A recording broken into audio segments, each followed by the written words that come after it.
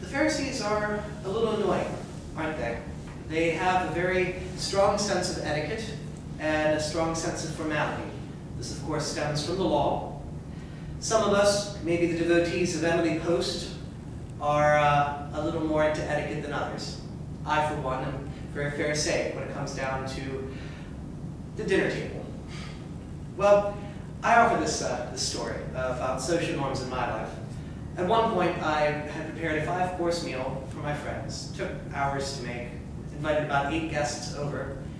And little did I know, I had invited the most unwelcome guest. The picky eater. I don't like onions. You put a crumb topping on that. Eat the food. I made it for you. It was personally insulting, because what, my house isn't good enough for you? Maybe that lets us into a bit of the mindset of the Pharisees, because their etiquette meant an awful lot to them. But when Jesus sat down at a table and didn't wash, it was incredibly taboo. It would have been like that time you were sitting at table and someone sat down with like a big plate and they were like shoving it in their mouth, and everyone at the table doesn't say it. They look around and you can hear in their mind, ew. And I assure you, I'm not talking about Brother Mike. We've all had those moments though. And for the Pharisees, these laws mattered. Not only were there practical considerations, like cleanliness and not getting sick, but it also was a social norm. You knew people were Jewish because they acted Jewish. They dressed Jewish. They ate Jewish. So Jesus was removing himself from that, it seemed. Not only is it a matter of culture, too, it was written in the law. By observing these social norms, you could attain salvation in the Jewish religion.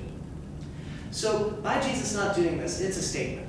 And it speaks volumes to the Pharisees without saying it directly. Now let's go back to my story. With the picky eater, no names. He didn't accept my food, and that violated my etiquette. Well, what was he thinking? Was he deliberately making a statement against me? No, I'd like to think not. I know my friend came to my house, ate my food, and was expecting to enjoy a great time with great friends. And once I thought about that, I didn't worry so much about the externals, and I got to the heart of the matter of my social norms. After that, we ate, we played our table games, we sang songs around the table. Yes, you can actually do that still, sing at a table. It's fun. Try it. Jesus, in this gospel, saw past these social norms, and he realized that the Pharisees were getting a little caught up in the externals and missing the heart of the matter. It's a law of love, meant to bring them together, bring them to God. And he took a moment to rebuke them.